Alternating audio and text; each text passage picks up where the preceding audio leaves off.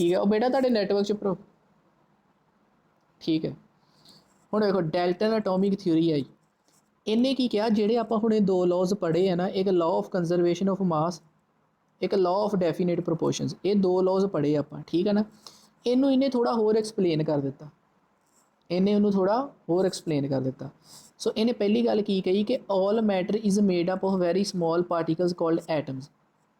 इन्हें कहा कि जिन्ना भी मैटर आप मैटर पढ़िया ही ना अपने आले दुआले जिन्ना भी कुछ पिया है, हुण जिद्दां मेरे लागे बैड आ, हुणे बैड की है कि मैटर आ, मेरे हत्थ च फोन आ, ये की है मैटर आ, फोन इत्थे की है चार्जर आ लागे पिया मेरे, ये की है मैटर आ, तुहाडे हत्थ च पैन है की है मैटर आ, हर चीज़ जिहड़ी भी अपने आले दुआले मैटर तुसीं खुद भी की हो मैटर। ठीक है इन्हें पहली गल की कि जिहड़ा मैटर आ ना, मैटर काहदा बनिया वा, छोटे छोटे पार्टिकल्स का बनिया जिन्होंने एटम कहा जाता। ठीक है ना, जेकर तुसीं कहो ना कि सर एलीमेंट जेडे एटम्स है एटम्स तो एलीमेंट बनया ही, तो एलीमेंट भी की है एक मैटर। ठीक है ना, एलीमेंट भी की है मैटर ही है। हम मान लो एलीमेंट की ही सोडियम, एग्जाम्पल ले लो सोडियम, सोडियम अपनी साइंस लैब च हैगा आ, उन्होंने फड़ के वेख लियो ठीक है ना, वो भी की है मैटर है। ठीक है ना, जिहड़ी चीज़ जगह मल रही है जां जिहड़ी चीज़ का भार हैगा आ, वो की है मैटर है।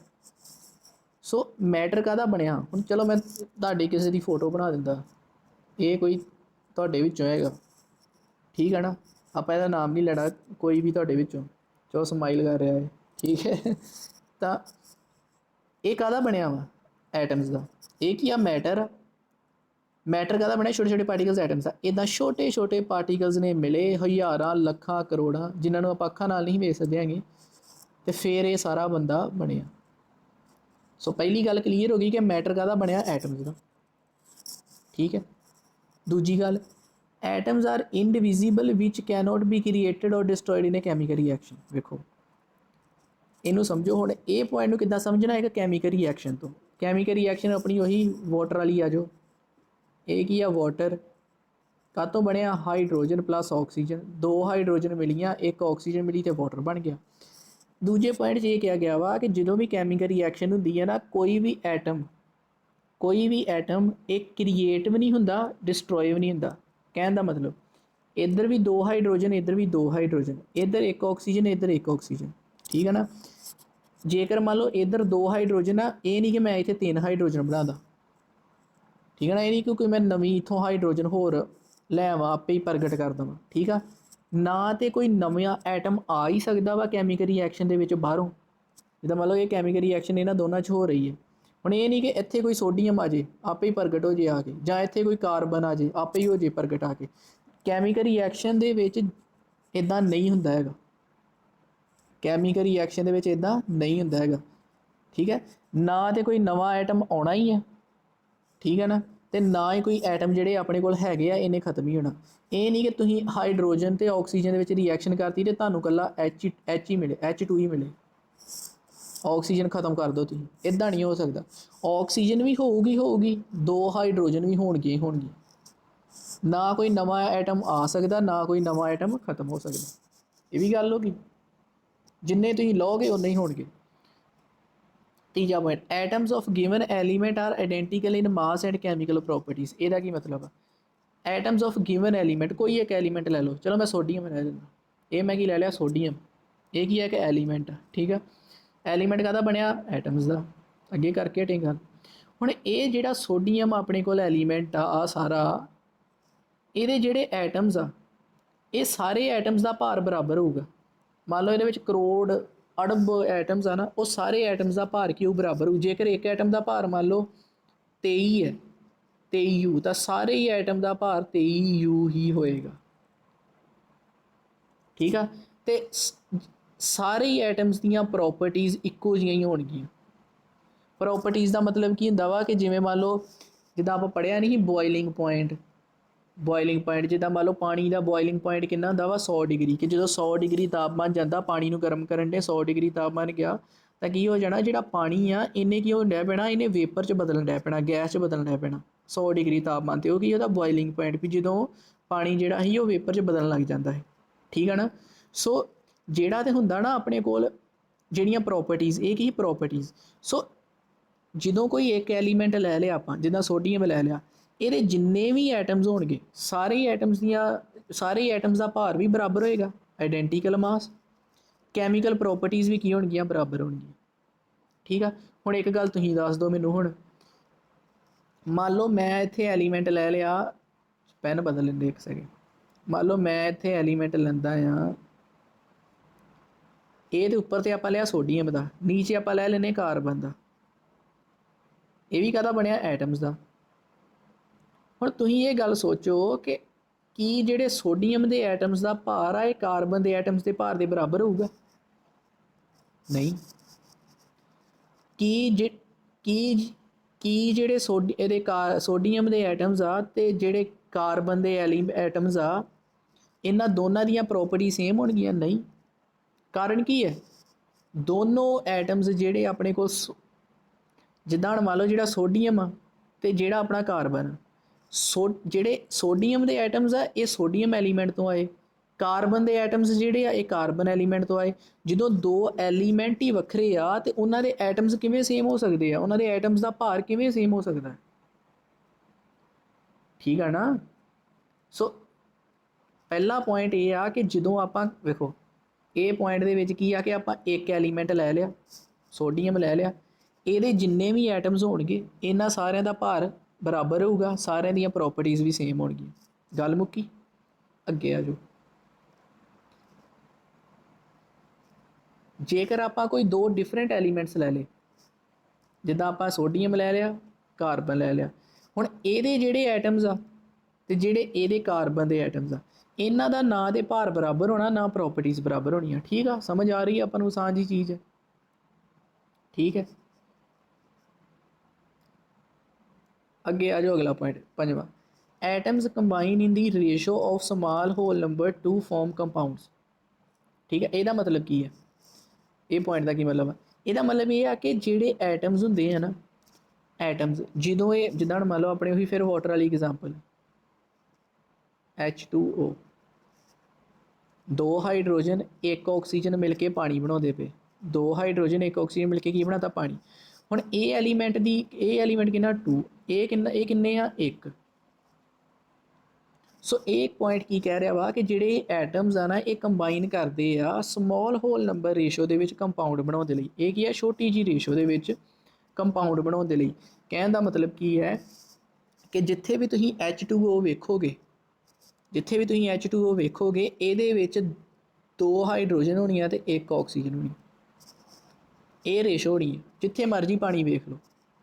ਠੀਕ ਹੈ ਨਾ। ਤੇ ਜੇਕਰ ਆਪਾਂ ਮਾਸ ਦੀ ਗੱਲ ਕਰੀਏ, ਇਹ ਤੇ ਆਪਾਂ ਗੱਲ ਕੀਤੀ ਕਿ ਐਟਮਸ ਕਿੰਨੇ ਹੋਣਗੇ।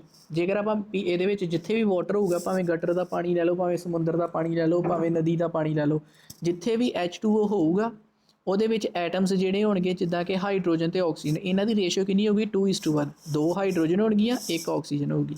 ਠੀਕ ਆ। ਬਟ ਉਹੀ ਜੇਕਰ ਆਪਣੇ ਕੋਲ ਮਾਸ ਦੇ ਵਿੱਚ ਕਿਹਾ ਗਿਆ ਹੋਵੇ, ਜਿੱਦਾਂ H2O ਆ, ਜੇਕਰ ਆਪਾਂ ਨੂੰ ਮਾਸ ਦੇ ਵਿੱਚ ਕਿਹਾ ਹੋਵੇ ਤੇ ਇਹਦਾ ਮਾਸ, ਇਹਨਾਂ ਦੋਨਾਂ ਦੀ ਰੇਸ਼ੋ ਕਿੰਨੀ ਹੋਊਗੀ ਮਾਸ ਦੀ, 1:8। ਠੀਕ ਹੈ ਨਾ। ਇਹ ਆਪਾਂ ਲਾਅ ਆਫ ਪੜ੍ਹਿਆ ਨਾ ਆਪਾਂ, ਜਿਹੜਾ ਕੌਂਸਟੈਂਟ ਪ੍ਰੋਪੋਰਸ਼ਨਸ, ਉਹਦੇ ਵਿੱਚ ਕੀ ਆ ਕਿ ਵਿਦ ਰਿਸਪੈਕਟ ਟੂ ਮਾਸ ਦੱਸਿਆ ਵਾ ਕਿ ਪਾਣੀ ਦੇ ਵਿੱਚ ਜੇਕਰ ਮਾਸ ਦੀ ਗੱਲ ਕਰੀਏ, ਵਿਦ ਰਿਸਪੈਕਟ ਟੂ ਮਾਸ ਗੱਲ ਕਰੀਏ, ਤੇ ਜਿਹੜੀ ਰੇਸ਼ੋ ਹੋਊਗੀ ਉਹ 1:8 ਹੋਣੀ ਹੈ ਹਾਈਡਰੋਜਨ ਤੇ ਆਕਸੀਜਨ ਦੀ। ਪਰ ਜੇਕਰ ਆਪਾਂ ਗੱਲ ਕਰੀਏ ਕਿ ਇਹਨਾਂ ਦੀ ਗਿਣਤੀ ਕਿੰਨੀ ਹੋਣੀ ਆ, ਉਹ 2:1 ਹੋਣੀ ਆ ਵਾਟਰ ਦੇ ਵਿੱਚ। ਠੀਕ ਹੈ ਨਾ। ਜਦੋਂ ਦੋ ਹਾਈਡਰੋਜਨ ਤੇ ਇੱਕ ਆਕਸੀਜਨ ਕੰਬਾਈਨ ਕਰਦੇ ਤੇ ਇੱਕ ਵਾਟਰ ਬਣਦਾ, ਐਟਮਸ ਕੰਬਾਈਨ ਕਰਦੇ ਛੋਟੀ ਜੀ ਹੋਲ ਨੰਬਰ ਰੇਸ਼ੋ ਦੇ ਵਿੱਚ। ਠੀਕ ਆ। ਦੀ relative number and type of atom are constant in a given compound. ਆਹੀ ਦੱਸ ਕੇ ਹਟਿਆ ਉੱਪਰ ਮੈਂ। ਵਾਟਰ ਇਹਦੇ ਵਿੱਚ ਜਿਹੜਾ ਨੰਬਰ ਆ, ਯਾਨੀ ਕਿ 2:1, ਹਾਈਡਰੋਜਨ ਦੋ ਹੀ ਰਹਿਣੀਆਂ, ਆਕਸੀਜਨ ਇੱਕ ਹੀ ਰਹਿਣੀ। ਇਹ ਨਹੀਂ ਕਿ ਜਾਂ ਹਾਈਡਰੋਜਨ 3 ਕਰ ਦਿਓ, ਆਕਸੀਜਨ ਇੱਕ, ਤੇ ਇਹ ਵੀ ਪਾਣੀ ਆ, ਨਹੀਂ। ਜਿੱਥੇ ਪਾਣੀ ਦੀ ਗੱਲ ਆਊਗੀ, H2O ਦੀ ਗੱਲ ਆਊਗੀ, ਉਹਦੇ ਵਿੱਚ ਕੀ ਹੋਣਾ ਵਾ ਕਿ ਜਿਹੜੇ ਨੰਬਰ ਆਫ ਐਟਮਸ, ਯਾਨੀ ਕਿ ਹਾਈਡਰੋਜਨ 2 ਇੱਕ ਆਕਸੀਜਨ, ਇਹ ਬਰਾਬਰ ਰਹਿਣਾ। ਤੇ ਟਾਈਪ ਆਫ ਐਟਮਸ, ਇੱਥੇ ਹਾਈਡਰੋਜਨ ਹੀ ਰਹਿਣੀ, ਇੱਥੇ ਆਕਸੀਜਨ ਹੀ ਰਹਿਣੀ। ਇਹ ਨਹੀਂ ਕਿ ਇੱਥੇ ਸੋਡੀਅਮ ਲਗਾ ਦਿਓ ਤੇ ਤੁਸੀਂ ਕਹੋ ਪਾਣੀ ਬਣ ਗਿਆ, ਨਹੀਂ। ਠੀਕ ਹੈ ਨਾ। ਇਹ ਚੀਜ਼ਾਂ ਸਮਝਣ ਵਾਲੀਆਂ, ਆਰਾਮ ਨਾਲ ਸਮਝਣ ਵਾਲੀਆਂ ਇਹ ਚੀਜ਼ਾਂ। ਕਿ ਕੋਈ ਵੀ ਕੰਪਾਊਂਡ ਲੈ ਲਓ, ਇਹਨੂੰ ਸਮਝਣ ਦਾ ਸਿੱਧਾ ਜਿਹਾ ਹਿਸਾਬ ਹੈ, ਇੱਕ ਵਾਟਰ ਲੈ ਲਓ, ਵਾਟਰ ਦੇ ਵਿੱਚ ਜੇਕਰ ਮਾਸ ਦੀ ਗੱਲ ਕਰੀਏ ਤੇ ਰੇਸ਼ੋ ਹੋਣੀ ਆ 1:8 ਇਹਨਾਂ ਦੋਨਾਂ ਐਲੀਮੈਂਟਸ ਦੀ। ਠੀਕ ਆ। ਜੇਕਰ ਆਪਾਂ ਗੱਲ ਕਰੀਏ ਇਹਨਾਂ ਦੀ ਨੰਬਰ ਜਿਹੜਾ ਹੋਣਾ ਐਟਮਸ ਦਾ ਨੰਬਰ ਕੀ ਹੋਣਾ ਵਾ ਇਹਦਾ ਇਹ ਦੋ ਹੋਣੇ ਆ ਇੱਕ ਦੋ ਹਾਈਡਰੋਜਨ ਹੋਣੀ ਇੱਕ ਆਕਸੀਜਨ ਹੋਣੀ ਜਿੱਥੇ ਦੋ ਹਾਈਡਰੋਜਨ ਤੇ ਇੱਕ ਆਕਸੀਜਨ ਉੱਥੇ ਵਾਟਰ ਹੋਣਾ ਟਾਈਪ ਆਫ ਐਟਮ ਦੇ ਵਿੱਚ ਕੀ ਆ ਗਿਆ ਕਿ ਇਹ ਨਹੀਂ ਆ ਕਿ ਇੱਥੇ ਸੋਡੀਅਮ ਲਾ ਦਿਓ Na2 ਤੇ O ਤੇ ਇਹਨੂੰ ਤੁਸੀਂ ਕਹੀ ਜਾਓ ਵਾਟਰ ਨਹੀਂ ਕੀ ਹੈ ਨਾ ਜਿੱਥੇ ਵਾਟਰ ਹੋਊ ਉੱਥੇ H2O ਹੀ ਹੋਏਗਾ ਠੀਕ ਹੈ ਨਾ ਅੱਗੇ ਆ ਜਾਓ ਸਿੰਬਲਸ of atoms of various elements ਇਹ ਤੁਸੀਂ ਨਾ ਯਾਦ ਕਰਨੇ ਆ ਅਲੱਗ-ਅਲੱਗ ਐਲੀਮੈਂਟਸ ਦੇ ਐਟਮਸ ਦਾ ਸਿੰਬਲ ਮੰਨ ਲਓ ਆਪਾਂ ਹਾਈਡਰੋਜਨ ਲਿਆ ਇਹਦੇ ਵਿੱਚ ਕੀ ਹੋਣੇ ਐਟਮਸ ਹਾਈਡਰੋਜਨ ਕੀ ਆ ਵੇਖੋ ਸਾਰਿਆਂ ਨੇ ਲੱਡੂ ਖਾਧਾ ਹੁੰਦਾ ਚਲੋ ਮੈਨੂੰ ਦੱਸੋ ਲੱਡੂ ਖਾਧਾ ਸਾਰਿਆਂ ਨੇ ਦੱਸੋ ਬੋਲੋ ਕੋਈ ਅਜਿਹਾ ਹੋਵੇ ਤੁਹਾਡੇ 'ਚੋਂ ਜਿਹਨੇ ਕਦੀ ਲੱਡੂ ਨਹੀਂ ਖਾਧਾ ਹੈਗਾ ਸਾਰਿਆਂ ਨੇ ਖਾਧਾ ਹੈ ਨਾ ਹੁਣ ਆਪਾਂ ਲੱਡੂ ਡਰਾਅ ਕਰਦੇ ਹਾਂ ਚਲੋ ਇਹ ਆਪਣੇ ਕੋਲ ਲੱਡੂ ਹੁਣ ਲੱਡੂ ਦੇ ਵਿੱਚ ਤੁਸੀਂ ਦੇਖਿਆ ਗਿਆ ਤਾਂ ਬੂੰਦੀ ਦੇ ਦਾਣੇ ਹੁੰਦੇ ਨਿੱਕੇ ਨਿੱਕੇ ਆ ਕੀ ਆ ਬੂੰਦੀ ਦੇ ਦਾਣੇ ਚਲੋ ਯੈਲੋ ਕਲਰ ਦੇ ਹੁੰਦੇ ਹੈ ਨਾ ਇਹ ਕੀ ਆ ਬੂੰਦੀ ਦੇ ਦਾਣੇ ਜਦੋਂ ਮੈਂ ਕਹਾਂ ਨਾ ਐਲੀਮੈਂਟ ਤੁਹਾਡੇ ਦਿਮਾਗ 'ਚ ਕੀ ਆ ਜਾਣਾ ਚਾਹੀਦਾ ਵਾ ਲੱਡੂ ਲੱਡੂ ਫੁੱਟਣੇ ਚਾਹੀਦੇ ਠੀਕ ਹੈ ਨਾ ਜਦੋਂ ਮੈਂ ਐਲੀਮੈਂਟ ਕਹਾਂ ਨਾ ਐਲੀਮੈਂਟ ਤੁਹਾਡੇ ਦਿਮਾਗ 'ਚ ਨਾ ਲੱਡੂ ਫੁੱਟਣੇ ਚਾਹੀਦੇ ਆ ਲੱਡੂ ਤੁਹਾਡੇ ਦਿਮਾਗ 'ਚ ਆ ਜਾਣਾ ਚਾਹੀਦਾ ਹੁਣ ਇਹ ਪੂਰੇ ਦਾ ਪੂਰਾ ਲੱਡੂ ਕੀ ਆ ਐਲੀਮੈਂਟ ਪੂਰੇ ਦਾ ਪੂਰਾ ਲੱਡੂ ਕੀ ਆ ਐਲੀਮੈਂਟ ਜਿੱਦਾਂ ਮੈਂ ਕਹਾਂ ਹਾਈਡਰੋਜਨ ਦਾ ਐਲੀਮੈਂਟ ਮੈਂ ਕਹਾਂ ਹਾਈਡਰੋਜਨ ਦਾ ਐਲੀਮੈਂਟ ਤਾਂ ਤੁਹਾਡੇ ਦਿਮਾਗ 'ਚ ਕੀ ਆ ਗਿਆ ਹਾਈਡਰੋਜਨ ਦਾ ਪੂਰਾ ਲੱਡੂ ਤੁਹਾਡੇ ਦਿਮਾਗ 'ਚ ਆ ਗਿਆ ਮੈਂ ਤੁਹਾਨੂੰ ਕਿਹਾ ਸੋਡੀਅਮ ਦਾ ਐਲੀਮੈਂਟ ਤੁਹਾਡੇ ਦਿਮਾਗ 'ਚ ਸੋਡੀਅਮ ਦਾ ਲੱਡੂ ਆ ਗਿਆ ਠੀਕ ਹੈ ਨਾ ਤੇ ਜਦੋਂ ਮੈਂ ਕਹਾਂ ਹਾਈਡਰੋਜਨ ਦਾ ਐਟਮ ਤੇ ਤੁਹਾਡੇ ਆ ਬੂੰਦੀ ਦਾ ਦਾਣਾ ਆ ਜਾਣਾ ਚਾਹੀਦਾ ਦਿਮਾਗ 'ਚ ਉਹ ਸੌਰੀ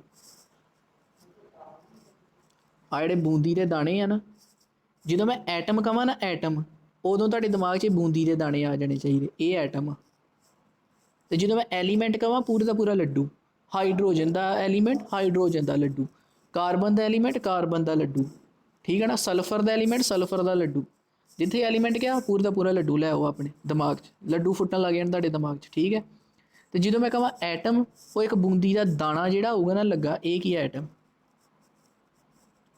ਮੈਨੂੰ ਆਸ ਆ ਤੁਹਾਨੂੰ ਹੁਣ ਤਾਂ ਨਹੀਂ ਤੁਹਾਨੂੰ ਕਦੇ ਭੁੱਲੇਗਾ ਐਲੀਮੈਂਟ ਤੇ ਆਪਣੇ ਐਟਮ ਦੇ ਵਿੱਚ ਠੀਕ ਹੈ ਨਾ ਤੇ ਜਦੋਂ ਕੰਪਾਊਂਡ ਤੇ ਮੋਲੀਕਿਊਲ ਦੀ ਗੱਲ ਆ ਜਾਣੀ ਆ ਕੰਪਾਊਂਡ ਉਦੋਂ ਫਿਰ ਤੁਸੀਂ ਲੱਡੂ ਲੈ ਆਓ ਆਪਣੇ ਦਿਮਾਗ 'ਚ ਕੰਪਾਊਂਡ ਕੀ ਹੈ ਵੱਡਾ ਲੱਡੂ ਠੀਕ ਹੈ ਨਾ ਵੱਡਾ ਲੱਡੂ ਆ ਠੀਕ ਹੈ ਨਾ ਤੇ ਉਹਦੇ ਜਿਹੜੇ ਬੂੰਦੀ ਦੇ ਦਾਣੇ ਆ ਉਹ ਕੀ ਆ ਮੋਲੀਕਿਊਲ ਸਮਝੇ ਗੱਲ ਤੁਸੀਂ ਤੇ ਕੰਪਾਊਂਡ ਕੀ ਹੁੰਦਾ ਜਿਹਨੂੰ ਆਪਾਂ ਵੰਡ ਸਕਦੇ ਹਾਂ ਠੀਕ ਹੈ ਨਾ ਦੋ ਹਿੱਸਿਆਂ 'ਚ ਵੰਡ ਸਕਦੇ ਹਾਂ ਜਿਹਨੂੰ ਆਪਾਂ ਚਲੋ ਅੱਗੇ ਹੁਣ ਜਿਹੜੇ ਇਹ ਐਟਮਸ ਆ ਜ਼ਿਆਦਾਤਰ ਤੁਹਾਨੂੰ ਨਾ ਐਲੀਮੈਂਟ ਤੇ ਐਟਮ ਨੂੰ ਦਿਮਾਗ 'ਚ ਰੱਖਣ ਦੀ ਲੋੜ ਹੁੰਦੀ ਹੈ ਐਲੀਮੈਂਟ ਵੱਡਾ ਲੱਡੂ ਸੌਰੀ ਲੱਡੂ ਬੂੰਦੀ ਦੇ ਦਾਣੇ ਐਟਮ ਹੁਣ ਆਪਾਂ ਕੀ ਆ ਅਲੱਗ-ਅਲੱਗ ਐਲੀਮੈਂਟਸ ਆ ਸਾਡੇ ਕੋਲ ਐਲੀਮੈਂਟਸ ਅਲੱਗ-ਅਲੱਗ ਆਪਣੇ ਕੋਲ ਕੀ ਆ ਐਲੀਮੈਂਟਸ ਆ ਜਿਵੇਂ ਹਾਈਡਰੋਜਨ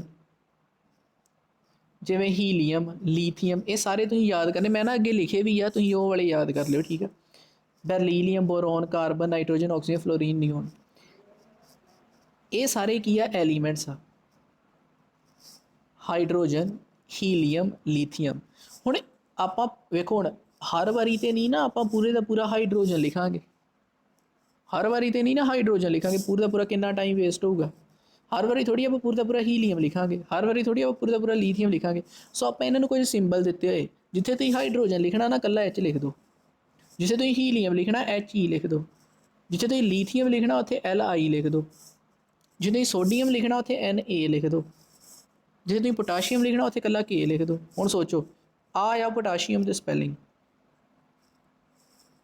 ਆ ਕੀ ਆ ਪੋਟਾਸ਼ੀਅਮ ਦੇ ਸਪੈਲਿੰਗ ਤੇ ਇਹਨੂੰ ਤੁਸੀਂ ਬਾਰ-ਬਾਰ ਲਿਖਣ ਨਾਲੋਂ ਚੰਗਾ ਨਹੀਂ ਇਕੱਲਾ K ਹੀ ਲਿਖ ਦਿਓ ਠੀਕ ਹੈ ਨਾ ਸੋ ਇਹ ਚੀਜ਼ਾਂ ਜਿਹੜੀਆਂ ਨਾ ਇਹ ਥੋੜ੍ਹੀਆਂ ਜੀਆਂ ਯਾਦ ਰੱਖਣ ਵਾਲੀਆਂ ਇਹ ਅੱਗੇ ਮੈਂ ਨਾ ਬਣਾਇਆ ਵਾ ਟੇਬਲ ਉਹ ਸਾਰਾ ਤੁਸੀਂ ਯਾਦ ਕਰਨਾ ਹੈ ਤੁਹਾਨੂੰ ਮੈਂ ਦੱਸਾਂਗਾ ਠੀਕ ਹੈ ਨਾ ਇੱਕ ਗੱਲ ਥੋੜ੍ਹੀ ਜਿਹੀ ਦਿਮਾਗ 'ਚ ਰੱਖਣੀ ਹੈ ਕਿ ਜਿੱਦਾਂ ਮੰਨ ਲਓ ਆਪਾਂ ਨਾਮ ਲਿਖਿਆ ਵਾ ਆ B ਲਿਖਿਆ ਨਾ ਪਹਿਲਾ ਅੱਖਰ ਹਮੇਸ਼ਾ ਵੱਡਾ ਪਾਉਣਾ ਵੇਖੋ ਜਿੱਥੇ ਤੇ ਇੱਕੋ ਹੀ ਅੱਖਰ ਆ ਜਿੱਦਾਂ ਮੰਨ ਲਓ ਇੱਕ ਹੀ ਅਲਫਾਬੈਟ ਹੈ ਨਾ ਹਾਈਡਰੋਜਨ ਦੇ ਵਿੱਚ ਇਕੱਲਾ H ਨਾਈਟ੍ਰੋਜਨ ਦੇ ਵਿੱਚ ਇਕੱਲਾ N ਪਰ ਜਿੱਥੇ ਐਟਮ ਦੇ ਨਾਮ ਦੇ ਵਿੱਚ ਦੋ ਅਲਫਾਬੈਟ ਆਣੇ ਆ ਜਿੱਦਾਂ ਮੰਨ ਲਓ BE ਬੈਰੀਲੀਅਮ ਜ਼ਿੰਕ ਹੁੰਦਾ ਇੱਕ ZN ਜਿੱਥੇ ਦੋ ਨਾਮ ਦੋ ਅਲਫਾਬੈਟ ਆਣੇ ਨਾ ਹੈ ਨਾ ਉੱਥੇ ਪਹਿਲਾ ਅੱਖਰ ਵੱਡਾ ਪਾਉਣਾ, ਦੂਜਾ ਛੋਟਾ ਪਾਉਣਾ, ਪਹਿਲਾ ਵੱਡਾ ਦੂਜਾ ਛੋਟਾ। ਇਹ ਨਹੀਂ ਕਿ ਤੁਸੀਂ BE ਲਿਖਿਆ ਹੋਵੇ, ਨਹੀਂ, BE ਲਿਖਣਾ ਸਾਇੰਸ ਦੇ ਵਿੱਚ, ਠੀਕ ਹੈ ਨਾ। ਪਹਿਲਾ ਅੱਖਰ ਵੱਡਾ ਪਾਉਣਾ, ਜਿੱਥੇ ਐਟਮਸ ਦਾ ਸਿੰਬਲ ਜਿਹੜਾ ਹੋਊਗਾ ਨਾ, ਜਿੱਥੇ 2 ਆਉਂਦੇ ਹੋਣਗੇ, 2 ਅਲਫਾਬੈਟ ਆਉਂਦੇ ਹੋਣਗੇ ਨਾ ਜਿਸ ਵੀ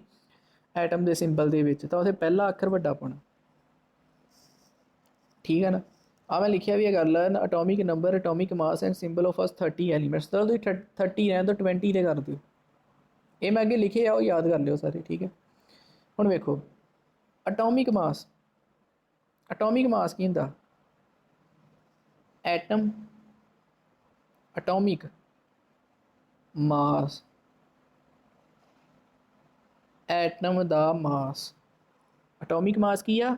ਐਟਮ ਦਾ ਮਾਸ। ਉਹ ਜਿਹੜਾ ਬੂੰਦੀ ਦਾ ਦਾਣਾ ਸੀ ਨਾ, ਹੁਣ ਉਹਨੂੰ ਆਪਾਂ ਤੋਲ ਕੇ ਦੇਖਣਾ ਕਿ ਇਹਦਾ ਭਾਰ ਕਿੰਨਾ ਹੈ, ਠੀਕ ਹੈ ਨਾ। ਜਿਹੜਾ ਬੂੰਦੀ ਦਾ ਦਾਣਾ, ਉਹਨੂੰ ਆਪਾਂ ਤੋਲ ਕੇ ਦੇਖਣਾ ਕਿ ਇਹਦਾ ਭਾਰ ਕਿੰਨਾ, ਅਤੇ ਜਿਹੜਾ ਉਹਦਾ ਭਾਰ ਹੋਊਗਾ ਉਹਨੂੰ ਕੀ ਕਹਿੰਦੇ? ਐਟੋਮਿਕ ਮਾਸ, ਐਟਮ ਦਾ ਮਾਸ। ਹੁਣ ਜਿੱਦਾਂ ਤੁਹਾਡਾ ਭਾਰ ਹੁੰਦਾ ਹੈ, ਤੁਹਾਡਾ ਭਾਰ ਕਿਵੇਂ ਜੋਖਦੇ ਆਪਾਂ? kg ਦੇ ਵਿੱਚ, ਕਿਲੋ ਦੇ ਵਿੱਚ ਹੀ ਜੋਖਦੇ। ਤੁਸੀਂ ਕਹਿੰਦੇ ਨਹੀਂ ਮੇਰਾ ਭਾਰ ਯਾਰ 70 ਕਿਲੋ ਹੋ ਗਿਆ, ਮੈਂ ਤਾਂ ਬੜਾ ਮੋਟਾ ਹੋ ਗਿਆ ਯਾਰ, ਮੈਨੂੰ ਐਕਸਰਸਾਈਜ਼ ਕਰਨ ਦੀ ਜ਼ਰੂਰਤ ਹੈ, ਮੈਂ ਪਤਲਾ ਹੋਊਂਗਾ ਫਿਰ, ਠੀਕ ਹੈ ਨਾ। ਤੁਸੀਂ ਕਹਿੰਦੇ ਹੀ ਹੋ। ਕੋਈ ਕਹਿੰਦਾ ਮੇਰਾ ਭਾਰ 80 ਕਿਲੋ ਹੋ ਗਿਆ, ਕੋਈ ਕਹਿੰਦਾ ਮੈਂ ਆਪਣਾ ਭਾਰ ਘਟਾਉਣਾ, ਕੋਈ ਕਹਿੰਦਾ ਮੈਂ ਆਪਣਾ ਭਾਰ ਵਧਾਉਣਾ, ਪਰ ਆਪਾਂ ਹਮੇਸ਼ਾ ਕਿਲੋ ਦੀ ਗੱਲ ਕਰਦੇ, ਠੀਕ ਹੈ ਨਾ। ਹੁਣ ਤੁਸੀਂ ਮੈਨੂੰ ਇਹ ਗੱਲ ਸੋਚ ਕੇ ਦੱਸੋ ਕਿ ਉਹ ਜਿਹੜਾ ਲੱਡੂ ਆ, ਲੱਡੂ ਦੇ ਇੱਕ ਬੂੰਦੀ ਦੇ ਦਾਣੇ ਨੂੰ ਆਪਾਂ ਕਿਲੋ 'ਚ ਕਿਉਂ ਮੈਜ਼ਰ ਕਰੀਏ, ਕਿਉਂ ਜੋਖੀਏ ਆਪਾਂ ਉਹਨੂੰ ਕਿਲੋ 'ਚ? ਤੁਸੀਂ ਬੂੰਦੀ ਦੇ ਦਾਣੇ ਨੂੰ ਰੱਖ ਦਿਓ ਤੱਕੜੀ ਦੇ ਉੱਪਰ, ਠੀਕ ਆ, ਬੂੰਦੀ ਦੇ ਦਾਣੇ ਤੁਸੀਂ ਤੱਕੜੀ 'ਤੇ ਰੱਖ ਦਿਓ, ਅਤੇ ਤੁਸੀਂ ਮੈਨੂੰ ਦੱਸੋ ਕਿ ਤੁਸੀਂ ਲਾਗੇ ਕਿਲੋ ਦਾ ਵੱਟਾ ਰੱਖ ਦਿਓ, ਤੁਹਾਨੂੰ ਕੁਝ ਪਤਾ ਲੱਗੇਗਾ ਕਿ ਇਹਦਾ ਕਿੰਨਾ ਭਾਰ ਹੈ? ਨਹੀਂ ਪਤਾ ਲੱਗੇਗਾ, ਠੀਕ ਹੈ ਨਾ, ਕਦੇ ਵੀ ਨਹੀਂ ਪਤਾ ਲੱਗ ਸਕਦਾ ਹੈਗਾ। ਸੋ ਇਸ ਦੇ ਲਈ ਕੀ ਹੁੰਦਾ ਵਾ ਕਿ ਜਿਹੜਾ ਹੁੰਦਾ ਨਾ ਐਟਮ ਦਾ ਭਾਰ, ਕਿਉਂਕਿ ਐਟਮ ਛੋਟਾ ਹੀ ਬਹੁਤ ਜ਼ਿਆਦਾ ਹੈ, ਆਪਾਂ ਅੱਖਾਂ ਨਾਲ ਵੀ ਨਹੀਂ ਦੇਖ ਸਕਦੇ ਹੈਗੇ, ਇੰਨਾ ਕੁ ਜ਼ਿਆਦਾ ਛੋਟਾ ਆ, ਠੀਕ ਹੈ ਨਾ। ਸੋ ਇਹ ਜਿਹੜਾ ਐਟਮ ਦਾ ਆਪਣੇ ਕੋਲ ਭਾਰ ਹੁੰਦਾ ਨਾ, ਇਹਨੂੰ ਆਪਾਂ ਕਿਵੇਂ ਆਪਾਂ ਕੈਲਕੂਲੇਟ ਕਰਦੇ ਹਾਂ, ਕਿਵੇਂ ਆਪਾਂ ਇਹਨੂੰ ਮਾਪਦੇ ਹਾਂ? ਇਹਦੇ ਲਈ ਇੱਕ ਯੂਨਿਟ ਹੁੰਦੇ ਅਲੱਗ। ਕਿਹੜਾ ਯੂਨਿਟ ਹੁੰਦਾ? ਯੂ। ਇਹਨੂੰ ਇਹ ਯੂਨਿਟ ਨੂੰ ਯਾਦ ਕਰਨ ਦਾ ਸਿੱਧਾ ਜਿਹਾ ਹਿਸਾਬ ਹੈ, ਯੂ। ਉਹ ਕਹਿੰਦੇ ਨਹੀਂ YOU, ਯੂ ਮਤਲਬ ਤੁਸੀਂ, ਸਿਰਫ ਤੁਸੀਂ ਮਾਪ ਸਕਦੇ ਇਹਦਾ ਭਾਰ, ਠੀਕ ਹੈ ਨਾ। ਸਿਰਫ ਤੁਸੀਂ ਇਹ ਐਟਮ ਦਾ ਭਾਰ ਜੋਗ ਸਕਦੇ ਹੋ, ਮੈਂ ਨਹੀਂ ਜੋਗ ਸਕਦਾ ਹੈਗਾ, ਸਿਰਫ ਤੁਸੀਂ ਜੋਗ ਸਕਦੇ ਯੂ, ਠੀਕ ਹੈ ਨਾ। ਸੋ ਇਹ ਵਾਲਾ ਯੂ ਜਿਹੜਾ ਹੁੰਦਾ ਐਟੋਮਿਕ ਮਾਸ ਦਾ ਯੂਨਿਟ ਹੁੰਦਾ। ਜਿੱਦਾਂ ਮੰਨ ਲਓ ਤੁਹਾਡਾ ਭਾਰ ਲਿਖਿਆ ਮੈਂ 10 ਕਿਲੋ, ਠੀਕ ਹੈ ਨਾ। ਐਟਮ ਦਾ ਭਾਰ ਮੈਂ ਕਿੱਦਾਂ ਲਿਖਣਾ? 10U, ਠੀਕ ਹੈ ਨਾ। ਜਾਂ ਤੁਹਾਡਾ ਭਾਰ ਮੈਂ ਲਿਖਿਆ 12 ਕਿਲੋ, ਤੁਹਾਡਾ ਭਾਰ ਐਟਮ ਦਾ ਭਾਰ ਕਿੱਦਾਂ ਲਿਖਣਾ? U, ਠੀਕ ਹੈ ਨਾ। ਸੋ ਇਹ ਗੱਲ ਹੁੰਦੀ। ਸੋ ਹੁਣ ਜਿੱਦਾਂ ਵੇਖੋ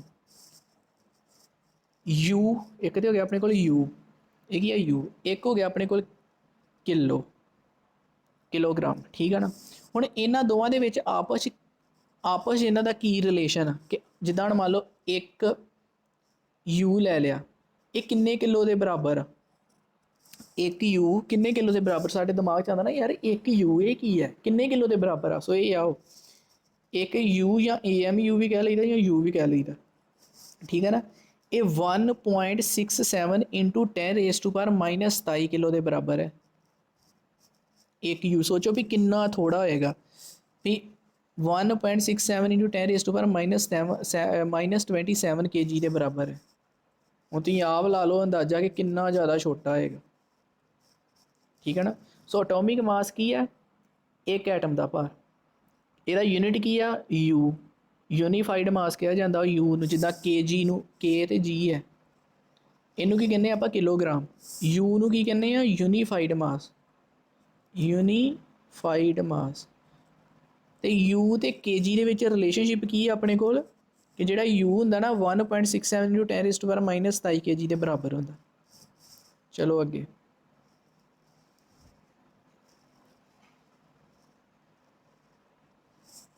ਹੁਣ ਆਪਣੇ ਕੋਲ ਆ ਗਿਆ ਕਿ ਇਹਨੂੰ ਆਪਾਂ ਕੈਲਕੂਲੇਟ ਕਿਵੇਂ ਕੀਤਾ।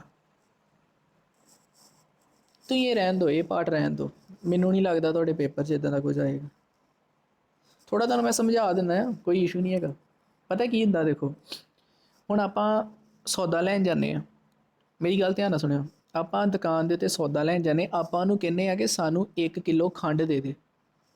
ਉਹ ਕੀ ਕਰਦਾ? ਇੱਕ ਉਹਦੇ ਕੋਲ ਇੱਦਾਂ ਤੱਕੜੀ ਹੁੰਦੀ ਆ, ਇੱਧਰ ਉਹਨੇ ਕੀ ਰੱਖੇ ਹੁੰਦੇ? ਇੱਥੇ ਵੱਟੇ ਰੱਖਦਾ, ਜਿੱਦਾਂ ਮੰਨ ਲਓ ਉਹਨੇ 1 ਕਿਲੋ ਦਾ ਰੱਖਤਾ, ਇੱਧਰ ਉਹਨੇ 1 ਕਿਲੋ ਦਾ ਵੱਟਾ ਰੱਖ ਦਿੱਤਾ, ਇੱਥੇ ਫਿਰ ਉਹਨੇ 1 ਕਿਲੋ ਖੰਡ ਪਾ ਦੇਣੀ। ਤੇ ਜਦੋਂ ਆ ਇੱਥੋਂ ਦੋਵਾਂ ਦਾ ਲੈਵਲ ਬਰਾਬਰ ਹੋ ਗਿਆ, ਸਾਨੂੰ ਪਤਾ ਲੱਗ ਜਾਂਦਾ ਕਿ ਹਾਂ 1 ਕਿਲੋ ਖੰਡ ਹੋ ਗਈ। ਠੀਕ ਆ, ਹੁਣ ਐਟਮ ਨੂੰ ਇਹ ਜਿਹੜਾ 1 ਕਿਲੋ ਦਾ ਉਹਨੇ ਵੱਟਾ ਰੱਖਿਆ ਨਾ, ਉਹ ਵੱਟਾ ਜਿਹੜਾ ਹੁਣ ਐਟਮ ਦੇ ਭਾਰ ਨੂੰ ਜੋਖਣ ਦੇ ਲਈ ਸਾਨੂੰ ਇੱਕ ਵੱਟੇ ਦੀ ਜ਼ਰੂਰਤ ਸੀ। ਜਿਹੜੇ ਵੱਟੇ ਹੁੰਦੇ ਨਾ ਆਪਣੀ ਦੁਕਾਨਾਂ ਦੇ ਵਿੱਚ, ਇੱਦਾਂ ਹੀ ਐਟਮ ਦੇ ਭਾਰ ਜੋਖਣ ਨੂੰ ਵੀ ਇੱਕ ਵੱਟੇ ਦੀ ਲੋੜ ਸੀ ਵੀ ਜਿਹਨੂੰ ਆਪਾਂ ਇੱਧਰ ਰੱਖ ਸਕੀਏ ਤੇ ਇੱਧਰ ਆਪਾਂ ਐਟਮ ਨੂੰ ਪਾ ਕੇ ਵੇਖੀਏ ਕਿ ਹਾਂ ਕਿੱਦਾਂ ਭਾਰ ਆ। ਸੋ ਉਹ ਵੱਟਾ ਕੌਣ ਸੀ? ਉਹ ਵੱਟਾ ਆਪਾਂ ਕਿੱਥੋਂ ਲਿਆ? ਆਪਾਂ ਲਿਆ ਇੱਕ ਕਾਰਬਨ 12 ਆਈਜ਼ੋਟੋਪ। ਇਹਦਾ ਕੀ ਮਤਲਬ ਆ? ਵੇਖੋ ਆਪਣੇ ਕੋਲ ਐਲੀਮੈਂਟ ਹੁੰਦਾ ਕਾਰਬਨ, ਇਹ ਅਲੱਗ-ਅਲੱਗ ਤਰ੍ਹਾਂ ਦਾ ਹੁੰਦਾ। ਇੱਕ ਕਾਰਬਨ ਦਾ ਭਾਰ ਹੁੰਦਾ ਵਾ 12U, ਇੱਕ ਕਾਰਬਨ ਦਾ ਭਾਰ ਹੁੰਦਾ 13U, ਇੱਕ ਕਾਰਬਨ ਦਾ ਭਾਰ ਹੁੰਦਾ ਇੱਦਾਂ। ਠੀਕ ਹੈ ਨਾ? ਸੋ ਆਪਾਂ ਕਿਹੜੇ ਵਾਲਾ ਕਾਰਬਨ ਲਿਆ? 12U ਵਾਲਾ ਕਾਰਬਨ ਲਿਆ, 13U ਵਾਲਾ ਨਹੀਂ ਲਿਆ। ਕਿਹੜਾ ਕਾਰਬਨ ਲਿਆ? 12U ਵਾਲਾ। ਫਿਰ ਮੈਂ ਕੀ ਕੀਤਾ, ਜਦੋਂ ਮੈਂ 12U ਵਾਲਾ ਕਾਰਬਨ ਲੈ ਲਿਆ, ਉਹ 12U ਵਾਲਾ ਕਾਰਬਨ ਮੰਨ ਲਓ ਇੱਦਾਂ ਹੀ, ਫਿਰ ਮੈਂ ਇਹਦੇ 12 ਹਿੱਸੇ ਕਰ ਦਿੱਤੇ। ਇੱਕ ਤੇ ਮੈਂ ਕਾਰਬਨ ਕਿਹੜਾ ਲਿਆ? 12U ਵਾਲਾ, ਕਾਰਬਨ 12 ਕਿਹਾ ਇਹਨਾਂ ਨੂੰ। ਫਿਰ ਮੈਂ ਇਹਦੇ 12 ਹਿੱਸੇ ਕਰ ਦਿੱਤੇ, 2 4 6 8 10 ਤੇ 12 ਹਿੱਸੇ ਕਰ ਦਿੱਤੇ। ਇੱਕੋ ਜਿਹੇ ਹਿੱਸੇ ਕੀਤੇ, ਇੱਥੇ ਆਪਾਂ ਕੋਈ ਇੱਕੋ ਜਿਹੇ ਨਹੀਂ ਹੋਏ ਪਰ ਇੱਕੋ ਜਿਹੇ ਹਿੱਸੇ ਕੀਤੇ। ਠੀਕ ਆ, ਹੁਣ ਇਹ 12 ਹਿੱਸਿਆਂ ਦੇ ਵਿੱਚੋਂ ਇੱਕ ਹਿੱਸਾ ਮੈਂ ਲੈ ਲਿਆ। ਮੰਨ ਲਓ ਆਹ ਵਾਲਾ ਹਿੱਸਾ ਲੈ ਲਿਆ, ਸਾਰੇ ਹਿੱਸੇ ਬਰਾਬਰ ਹੀ, ਇਹ ਵਾਲੇ ਹਿੱਸੇ ਨੂੰ ਮੈਂ ਲੈ ਲਿਆ, ਬਾਹਰ ਕੱਢ ਲਿਆ। ਇਹ ਵਾਲਾ ਜਿਹੜਾ ਹਿੱਸਾ ਸੀ ਨਾ, ਇਹਨੂੰ ਆਪਾਂ ਬਾਅਦ 'ਚ ਤੱਕੜੀ ਦੇ ਉੱਪਰ ਰੱਖਿਆ। ਆ ਹੀ ਆਪਣੀ ਤੱਕੜੀ। ਠੀਕ ਹੈ ਨਾ? ਇਹ ਵਾਲਾ ਜਿਹੜਾ ਹਿੱਸਾ ਸੀ ਨਾ, ਇਹਨੂੰ ਮੈਂ ਇੱਥੇ ਰੱਖਿਆ। ਠੀਕ ਆ, ਤੇ ਇੱਧਰ ਮੈਂ ਸ਼ੁਰੂ ਹੋ ਗਿਆ ਸਾਰੇ ਹੀ ਐਲੀਮੈਂਟ ਦੇ ਐਟਮ ਨੂੰ ਰੱਖਣਾ। ਪਹਿਲਾਂ ਮੈਂ ਹਾਈਡਰੋਜਨ ਵਾਲਾ ਲੱਡੂ ਲਿਆ, ਯਾਨੀ ਕਿ ਹਾਈਡਰੋਜਨ ਐਲੀਮੈਂਟ ਲਿਆ। ਫਿਰ ਉਹਦਾ ਇੱਕ ਬੂੰਦੀ ਦਾ ਦਾਣਾ, ਯਾਨੀ ਕਿ ਉਹਦਾ ਇੱਕ ਐਟਮ ਮੈਂ ਇੱਥੇ ਰੱਖਿਆ। ਉਹਦਾ ਭਾਰ ਜੋਖਿਆ, ਕਿੰਨਾ ਆਇਆ? 1U।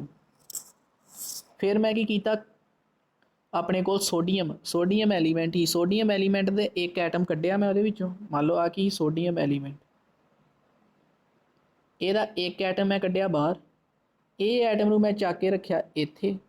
ਇਹਦਾ ਭਾਰ ਕਿੰਨਾ ਆਇਆ? ਆਪਣੇ ਕੋਲ ਵੱਟਾ ਦੇ ਆਪਣੇ ਕੋਲ ਆ ਗਿਆ ਸੀ, ਇਹਦਾ ਭਾਰ ਕਿੰਨਾ ਆਇਆ? 23U। ਸੋਡੀਅਮ ਦੇ ਐਟਮ ਦਾ ਭਾਰ ਕਿੰਨਾ ਆਇਆ? 23U। ਠੀਕ ਹੈ ਨਾ? ਉੱਦਾਂ ਹੀ ਪੋਟਾਸ਼ੀਅਮ ਦੇ ਮੈਂ ਕੱਢਿਆ, ਉਹ ਕਿੰਨਾ ਆਇਆ? 27U। ਠੀਕ ਹੈ ਨਾ? ਸੋ ਇੱਦਾਂ ਕਰਕੇ ਆਪਾਂ ਭਾਰ ਜੋਖਿਆ ਹੈ। ਠੀਕ ਹੈ ਨਾ? ਸਮਝ ਲੱਗੀ ਕਿ ਨਹੀਂ?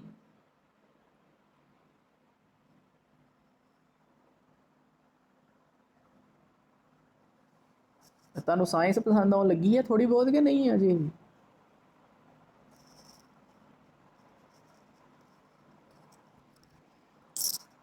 ਚਲੋ ਵਧੀਆ ਜੇ ਆਉਣ ਲੱਗ ਗਈ ਤਾਂ।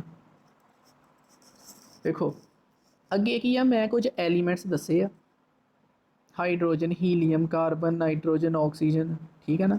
ਇਹ ਮੈਂ ਕੁਝ ਐਲੀਮੈਂਟਸ ਮੈਂ ਦੱਸੇ ਆ। ਠੀਕ ਹੈ ਨਾ?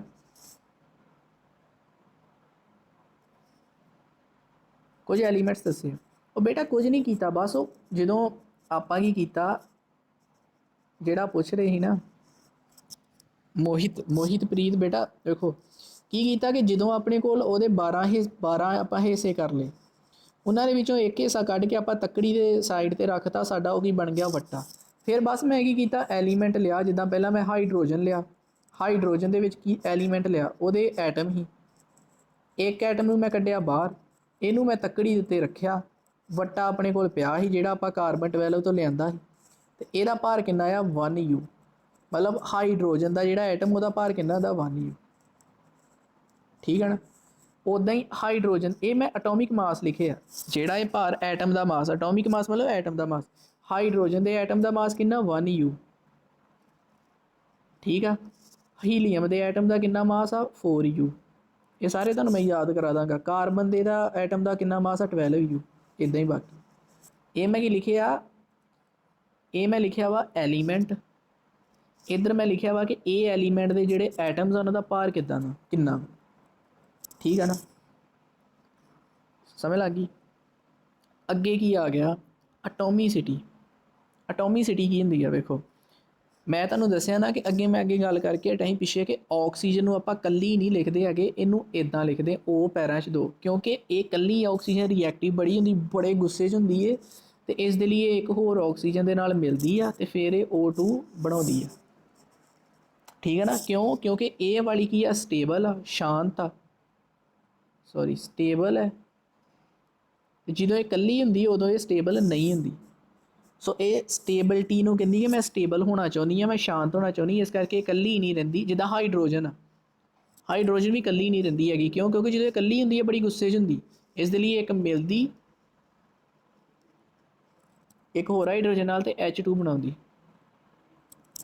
ਠੀਕ ਹੈ ਨਾ, ਜਦੋਂ H2 ਬਣ ਜਾਂਦੀ ਉਦੋਂ ਕੀ ਹੋ ਜਾਂਦੀ ਹੈ, ਸਟੇਬਲ। ਠੀਕ ਹੈ ਨਾ।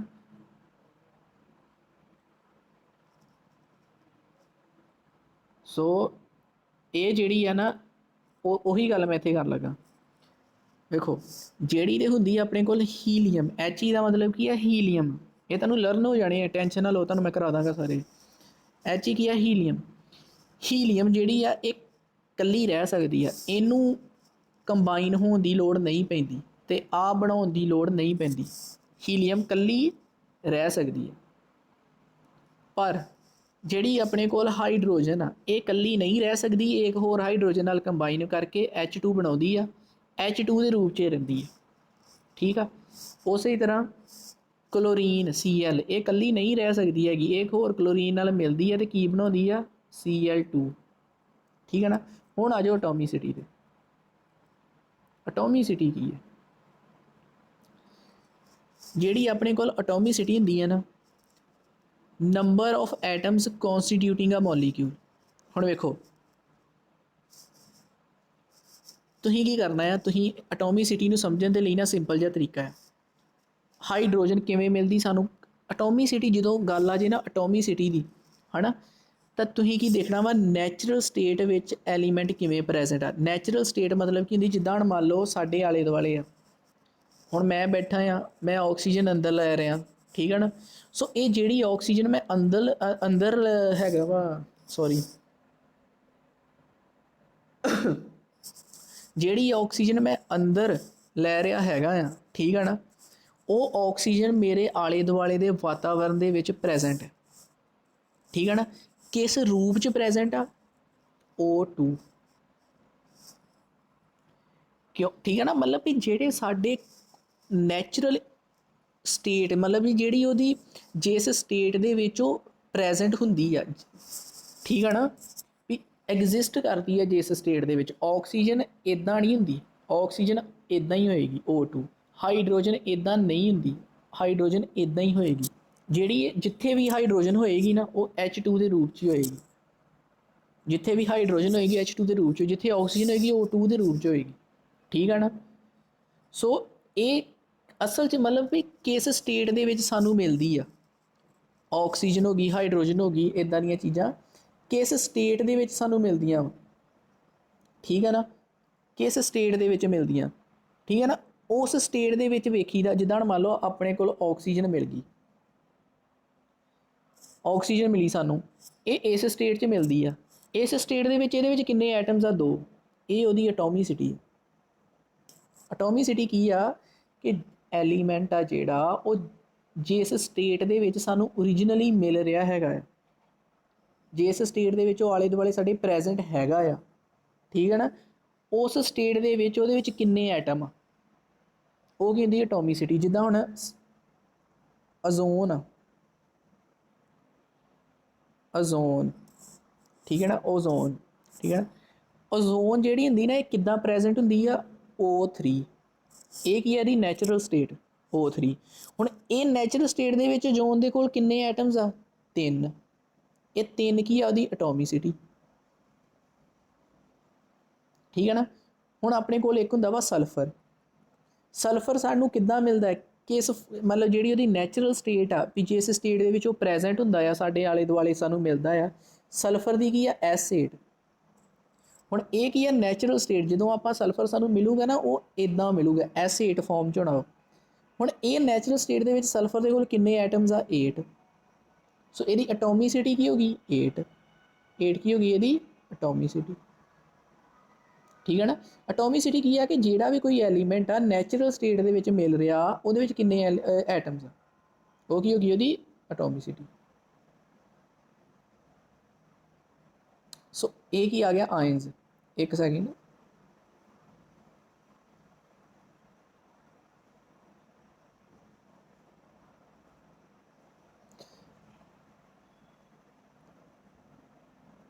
आप पता ही करना बस आयंस समझने अज।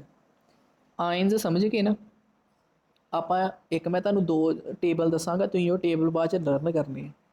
ठीक है ना, ਉਹਨੂੰ ਲਰਨ ਇੱਦਾਂ ਦਾ ਕਰਨਾ ਕਿ ਤੁਹਾਡੀ ਨਾ ਸਾਰੀ ਜ਼ਿੰਦਗੀ ਤੁਹਾਡੇ ਦਿਮਾਗ ਦੇ ਵਿੱਚ ਉਹ ਛਪ ਜਾਣ। ਠੀਕ ਹੈ ਨਾ।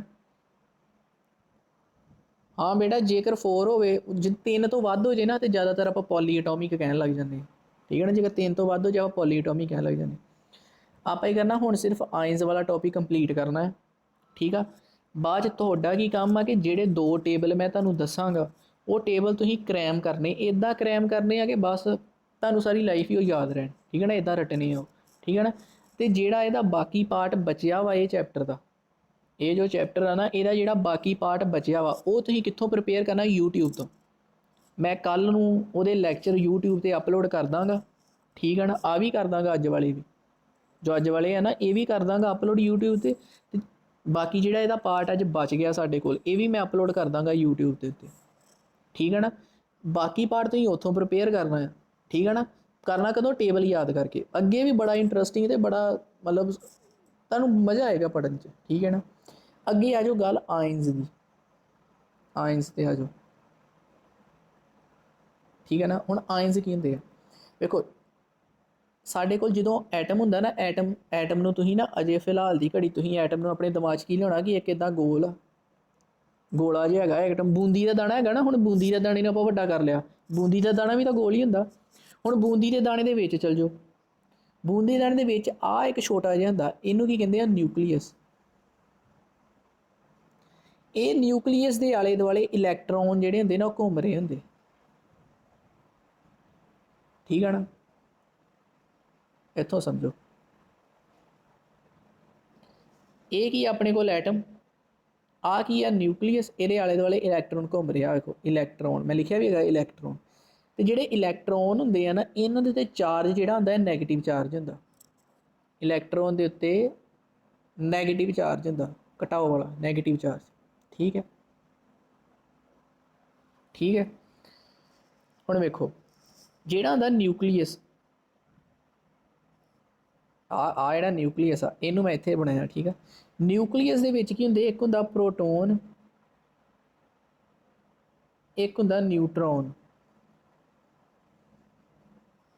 ਜਿਹੜਾ ਪ੍ਰੋਟੋਨ ਹੁੰਦਾ ਨਾ ਇਹ ਕੀ ਹੁੰਦਾ? ਪੋਜ਼ੀਟਿਵ ਚਾਰਜ ਆ ਲਿਖਿਆ। ਅਤੇ ਜਿਹੜਾ ਨਿਊਟਰੋਨ ਹੁੰਦਾ ਨਾ ਇਹਦਾ 0 ਚਾਰਜ ਹੁੰਦਾ, ਇਹਦੇ 'ਤੇ ਕੋਈ ਚਾਰਜ ਨਹੀਂ ਹੁੰਦਾ। ਠੀਕ ਹੈ ਨਾ, ਐਟਮ ਆ, ਐਟਮ ਦੇ ਵਿੱਚ ਕੀ ਆ? ਨਿਊਕਲੀਅਸ। ਨਿਊਕਲੀਅਸ ਦੇ ਆਲੇ ਦੁਆਲੇ ਕੌਣ ਘੁੰਮ ਰਿਹਾ? ਇਲੈਕਟ੍ਰੋਨ। ਚਾਰਜ ਕੀ ਇਲੈਕਟ੍ਰੋਨ ਦਾ? ਨੈਗੇਟਿਵ। ਨਿਊਕਲੀਅਸ ਦੇ ਵਿੱਚ ਆ ਜਾਓ, ਨਿਊਕਲੀਅਸ ਦੇ ਵਿੱਚ ਕੀ ਆ? ਪ੍ਰੋਟੋਨ ਅਤੇ ਨਿਊਟਰੋਨ। ਪ੍ਰੋਟੋਨ ਦੇ ਉੱਤੇ ਪੋਜ਼ੀਟਿਵ ਚਾਰਜ, ਵੇਖੋ ਨਾ P ਤੋਂ ਪੋਜ਼ੀਟਿਵ, ਨਿਊਟਰੋਨ N ਤੋਂ ਨੋ ਚਾਰਜ, N ਤੋਂ ਨੋ ਚਾਰਜ, ਜਾਂ ਨਿਊਟਰਲ ਕਹਿ ਦਿਓ N ਤੋਂ। ਠੀਕ ਹੈ ਨਾ, ਸੋ ਇਹ ਚੀਜ਼ ਹੋ ਗਈ ਆਪਣੇ ਕੋਲ। ਹੁਣ ਵੇਖੋ ਮੈਂ ਤੁਹਾਨੂੰ ਆਇੰਸ ਤੱਕ ਲੈ ਕੇ ਜਾਣਾ ਹੌਲੀ ਹੌਲੀ। ਠੀਕ ਆ, ਜਿਹੜਾ ਹੁੰਦਾ ਨਾ ਐਟਮ ਸਾਡੇ ਕੋਲ, ਮੰਨ ਲਓ ਇਹ ਕੋਈ ਐਟਮ ਆ। ਠੀਕ ਹੈ ਨਾ, ਐਟਮ ਨਿਊਟਰਲ ਹੁੰਦਾ।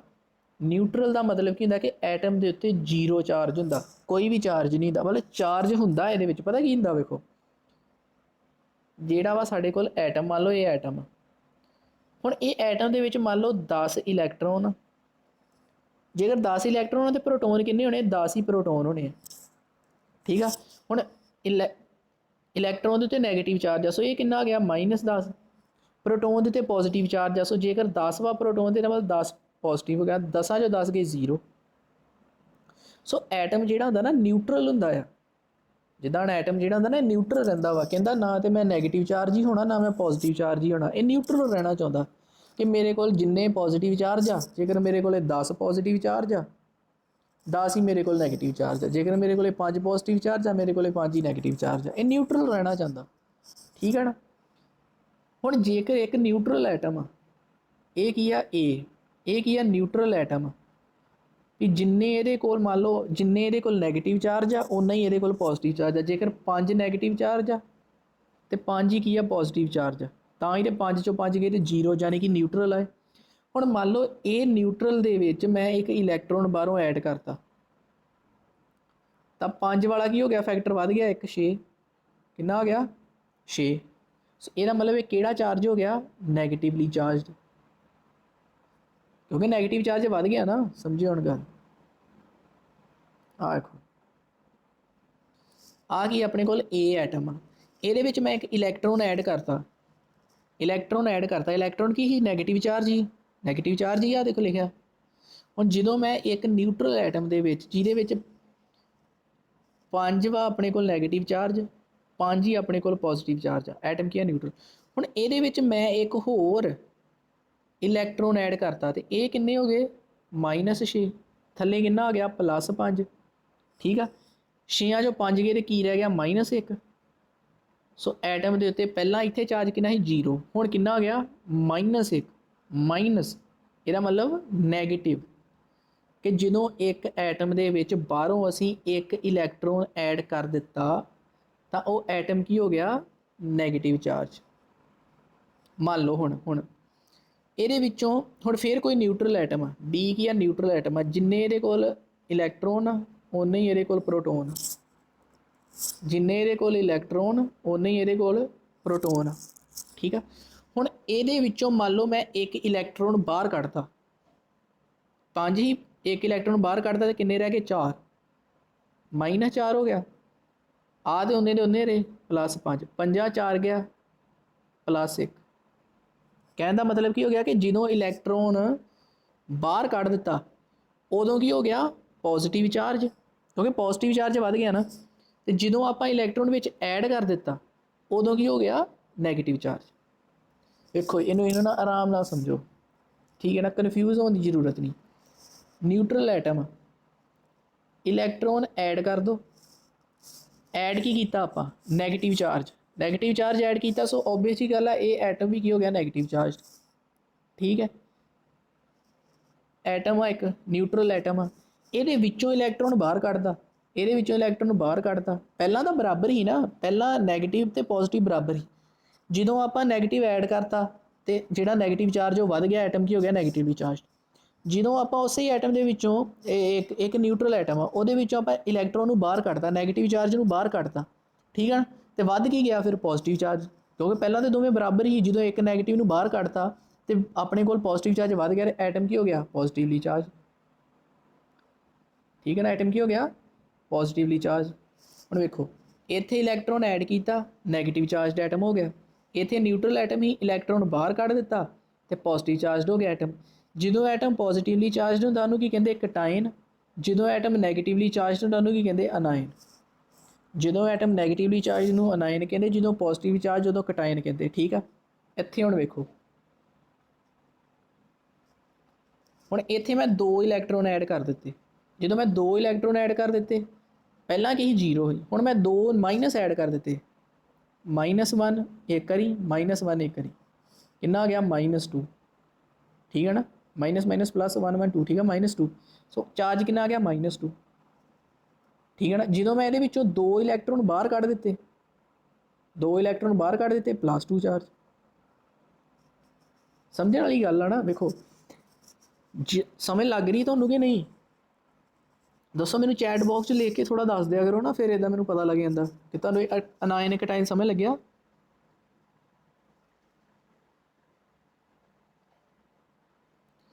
ਹਾਂ ਕਿ ਇਹ ਐਟਮ ਜਿਹੜਾ ਹੁੰਦਾ ਨਾ ਐਟਮ ਮੇਨਲੀ ਐਟਮ ਕੀ ਹੋਣਾ ਵਾ ਨਿਊਟਰਲ ਹੋਣਾ ਨਿਊਟਰਲ ਦਾ ਕੀ ਮਤਲਬ ਆ ਕਿ ਉਹਦੇ ਉੱਤੇ ਕੋਈ ਚਾਰਜ ਨਹੀਂ ਹੋਣਾ ਠੀਕ ਹੈ ਨਾ ਪਰ ਜਦੋਂ ਤੇ ਆਪਾਂ ਉਹਦੇ ਵਿੱਚੋਂ ਉਹਨੇ ਨਿਊਟਰਲ ਹੋਣਾ ਕੋਈ ਚਾਰਜ ਨਹੀਂ ਹੋਣਾ ਜਿੱਦਾਂ ਐਟਮ ਆ ਇਹ ਕੀ ਆ ਨਿਊਟਰਲ ਆ ਕੋਈ ਚਾਰਜ ਨਹੀਂ ਹੈਗਾ ਨੋ ਚਾਰਜ ਠੀਕ ਹੈ ਨਾ ਪਰ ਜਦੋਂ ਇਲੈਕਟ੍ਰੋਨ ਐਡ ਕਰਤਾ ਇਹਨੇ ਇਲੈਕਟ੍ਰੋਨ ਕੀ ਮਾਈਨਸ ਵਾਲੀ ਚੀਜ਼ ਐਡ ਕੀਤੀ ਸੋ ਇਹ ਕੀ ਹੋ ਗਿਆ ਨੈਗੇਟਿਵਲੀ ਚਾਰਜ ਜਦੋਂ ਇਲੈਕਟ੍ਰੋਨ ਇਹਦੇ ਵਿੱਚੋਂ ਬਾਹਰ ਕੱਢਤਾ ਠੀਕ ਹੈ ਨਾ ਇਲੈਕਟ੍ਰੋਨ ਬਾਹਰ ਕੱਢ ਦਿੱਤਾ ਵੀ ਜਿੱਦਾਂ ਪਹਿਲਾਂ 5 ਇਲੈਕਟ੍ਰੋਨ ਹੀ 5 ਹੀ ਪ੍ਰੋਟੋਨ ਹੀ ਤੇ ਕੀ ਸੀ ਨਿਊਟਰਲ ਹੀ 5 ਪ੍ਰੋਟੋਨ ਹੀ 5 ਇਲੈਕਟ੍ਰੋਨ ਹੀ 5 ਹੀ ਪ੍ਰੋਟੋਨ ਹੀ ਹੁਣ ਇੱਕ ਇਲੈਕਟ੍ਰੋਨ ਬਾਹਰ ਕੱਢ ਦਿੱਤਾ -4 ਹੋ ਗਿਆ ਆਹ ਫੈਕਟਰ ਵੱਧ ਗਿਆ ਨਾ ਪਲੱਸ ਵਾਲਾ ਸੋ ਉਹ ਕੀ ਹੋ ਗਿਆ ਪੋਜ਼ਿਟਿਵ ਚਾਰਜ ਠੀਕ ਹੈ ਨਾ मतलब कहने का मतलब सिंपल आ कि ਜਦੋਂ ਤੇ ਇਲੈਕਟ੍ਰੋਨ ਦੇ ਵਿੱਚ ਜਦੋਂ ਐਟਮ ਦੇ ਵਿੱਚ ਇਲੈਕਟ੍ਰੋਨ ਆ ਰਹੇ ਆ ਬਾਹਰੋਂ, ਐਟਮ ਦੇ ਵਿੱਚ ਇਲੈਕਟ੍ਰੋਨ ਬਾਹਰੋਂ ਆ ਰਹੇ ਆ, ਉਦੋਂ ਇਹਨੇ ਨੈਗੇਟਿਵਲੀ ਚਾਰਜ ਹੋਏ ਨਾ। ਜਦੋਂ ਐਟਮ ਦੇ ਵਿੱਚੋਂ ਇਲੈਕਟ੍ਰੋਨ ਬਾਹਰ ਜਾ ਰਹੇ, ਐਟਮ ਦੇ ਵਿੱਚੋਂ ਇਲੈਕਟ੍ਰੋਨ ਬਾਹਰ ਜਾ ਰਹੇ, ਐਟਮ ਦੇ ਵਿੱਚੋਂ ਇਲੈਕਟ੍ਰੋਨ ਬਾਹਰ ਜਾ ਰਹੇ, ਉਹਨੇ ਕੀ ਹੋ ਜਾਣਾ ਪੋਜ਼ਿਟਿਵਲੀ ਚਾਰਜ। ਠੀਕ ਆ। ਜੇ ਤੇ ਇੱਕ ਇਲੈਕਟ੍ਰੋਨ ਆਇਆ, ਜੇਕਰ ਇੱਕ ਹੀ ਇਲੈਕਟ੍ਰੋਨ ਆਇਆ तो -1 ਚਾਰਜ, जेकर 2 इलैक्ट्रॉन आ गए -2 चार्ज। जेकर मान लो विचों मैं एटम के विचों जेकर मैं एक इलैक्ट्रॉन कढ़िया +1 चार्ज, जेकर मैं एटम के विचों 2 इलैक्ट्रॉन कढ़े +2 चार्ज। ठीक है ना। जेकर इलैक्ट्रॉन आए आ माइनस चार्ज, जेकर इलैक्ट्रॉन बाहर कढ़े आ प्लस चार्ज। जिन्ने इलैक्ट्रॉन बाहर कढ़े उन्ना ही प्लस। जेकर एक इलैक्ट्रॉन कढ़िया बाहर +1, जेकर 2 इलैक्ट्रॉन बाहर कढ़ते एटम चों +2, जेकर 3 इलैक्ट्रॉन बाहर कढ़ते +3, जेकर 4 इलैक्ट्रॉन एटम चों बाहर कढ़ते +4। ਉਹੀ जेकर मैं एटम ਦੇ ਵਿੱਚ इलैक्ट्रॉन ऐड कर रहा बाहरों, इलैक्ट्रॉन की खेड है। जेकर एक इलैक्ट्रॉन ऐड किया -1 चार्ज, जेकर 2 इलैक्ट्रॉन ऐड किए -2 चार्ज, जेकर 3 इलैक्ट्रॉन ऐड किए -3 चार्ज हो गया। तो ਜਿਹੜੇ नैगेटिवली चार्ज आ ਇਹਨਾਂ ਨੂੰ ਕੀ ਕਿਹਾ ਜਾਂਦਾ ਵਾ अनाइन। ठीक है ना। एटम आ, एटम ਦੇ ਵਿੱਚ ਬਾਹਰੋਂ मैं एक इलैक्ट्रॉन ऐड कर दिता, सो ਇਹ ਕੀ ਹੋ ਗਿਆ नैगेटिवली चार्ज। नैगेटिवली चार्ज एटम ਨੂੰ ਕੀ ਕਿਹਾ ਜਾਂਦਾ अनाइन। पॉजिटिवली चार्ज वाले की कहता कटाइन। ठीक है। तो कटाइन कदों बनना जो इलैक्ट्रॉन लॉस होने आ लिखिया भी है वेख लो। मैं नैगेटिव चार्ज कदों बनना एटम ने जो इलैक्ट्रॉन गेन होए, मतलब इलैक्ट्रॉन वो ऐड किए। पॉजिटिव चार्ज कदों बनना जो इलैक्ट्रॉन ने लॉस किए, वो इलैक्ट्रॉन बाहर गए। पॉजिटिव चार्ज में की कहता कटाइन, नैगेटिव चार्ज में की कहता अनाइन। सो बेटा अज का लैक्चर इन्ना ही है। तुसीं हुण की काम करना, तुहाडा होमवर्क की है।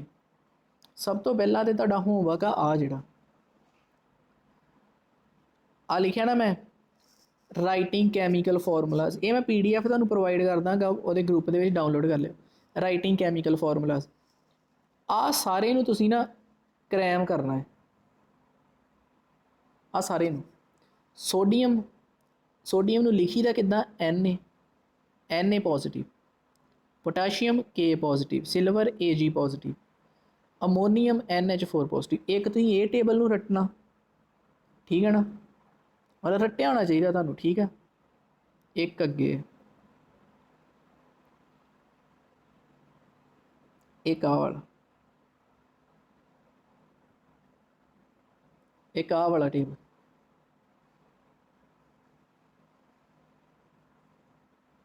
रटना किद्दां मान लो वेखो, तुहानूं पता होना चाहिए हाइड्रोजन किद्दां लिखीदा H, हीलियम HE, ये तो सिंबल आ। ठीक है। अगे lithium, beryllium Be, boron B, carbon C, nitrogen N, oxygen O, fluorine F, neon Ne। ठीक है। एक तुहानूं ये पता होना चाहिए कि हाँ जितों मान लो मैं लिखता F, तुहानूं पता होना चाहिए F का की मतलब आ फ्लोरीन। मान लो मैं लिखता O, तुहानूं पता होना चाहिए O का मतलब की है ऑक्सीजन। तुहाडे उस वेले दिमाग 'च आ जाना चाहिए। मान लो मैं लिखता C कार्बन, तुहाडे दिमाग 'च आना चाहिए C। ठीक है ना। मान लो मैं लिखता, मैं कਹਾਂ कैल्शियम, तुहाडे मान लो मैं लिखता Ca, मान लो मैं लिखता Ca, तुहाडे दिमाग 'च आ जाना Ca का की मतलब आ कैल्शियम। मान लो मैं लिखता S, तुहाडे दिमाग 'च आ जाना S का की मतलब आ सल्फर। मान लो मैं लिखता P, तुहाडे दिमाग 'च आ जाना P का की मतलब आ फॉस्फोरस। एक चीज़ ये, दूजी चीज़ तुहानूं की पता होनी चाहिए आ अटोमिक नंबर। इनू इदां ही याद कर लो। देखो 1 2 3 4 5 6 इदां 20 तक किया मैं।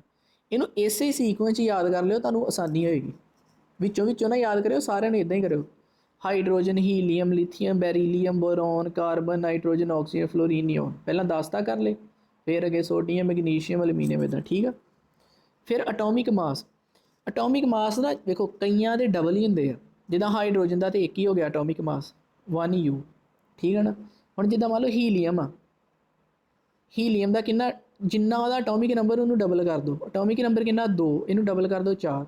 एक ही अटोमिक नंबर कितना 2, अटोमिक मास कितना डबल कर दो 4। जिदा कार्बन, कार्बन का अटोमिक नंबर कितना 6, यदा अटोमिक मास कितना वो 6 डबल कर दो 12। अटोमिक नंबर नाइट्रोजन का कितना वा 7। ठीक है ना। इनू डबल कर दो 14, यदा की हो गया अटोमिक मास। ऑक्सीजन का अटोमिक नंबर कितना 8, यदा डबल कर दो 16, एक ही हो गया ऑक्सीजन का अटोमिक मास। नियोन का अटोमिक नंबर कितना 10, 10 का डबल कर दो यानी कि 20, एक ही हो गया उसका अटोमिक मास। कैल्शियम का अटोमिक नंबर कितना 20, 20 डबल कर दो अटोमिक मास कितना आ गया 40। ਸੋ ਇਹ ਬੇਟਾ ਇੱਕ ਇਹ ਟੇਬਲ ਵੀ ਤੁਹਾਨੂੰ ਯਾਦ ਹੋਣਾ ਚਾਹੀਦਾ, ਠੀਕ ਹੈ ਨਾ। ਤੇ ਇਹਦਾ ਜੋ ਪਾਰਟ ਰਹਿੰਦਾ ਵਾ ਆਹ ਵੇਖੋ, ਆਹ ਜੋ ਚੀਜ਼ ਹੈ ਨਾ ਮੋਲ ਕਨਸੈਪਟ, ਬੜਾ ਇੰਪੋਰਟੈਂਟ ਤੇ ਬੜਾ ਇੰਟਰਸਟਿੰਗ ਹੈ, ਠੀਕ ਹੈ ਨਾ।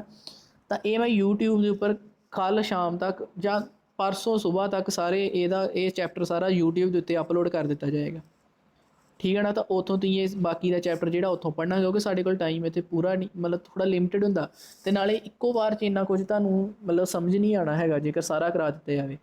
ਸੋ ਅੱਜ ਤੁਸੀਂ ਫਿਲਹਾਲ ਦੀ ਘੜੀ ਜੋ ਕਰਾਇਆ ਆ ਇਹਨੂੰ ਰਿਵੀਜ਼ਨ ਕਰਨੀ ਇਹਦੀ, ਅਤੇ ਜੋ ਤੁਹਾਨੂੰ ਮੈਂ ਕਿਹਾ ਨਾ ਟੇਬਲਸ 2 ਇਹਨਾਂ ਨੂੰ ਤੁਸੀਂ ਕੀ ਕਰਨਾ ਹੈ, ਕਰੈਮ ਕਰਨਾ ਹੈ, ਰੱਟ ਲੈਣਾ ਆਪਣੇ ਦਿਮਾਗ 'ਚ, ਠੀਕ ਹੈ।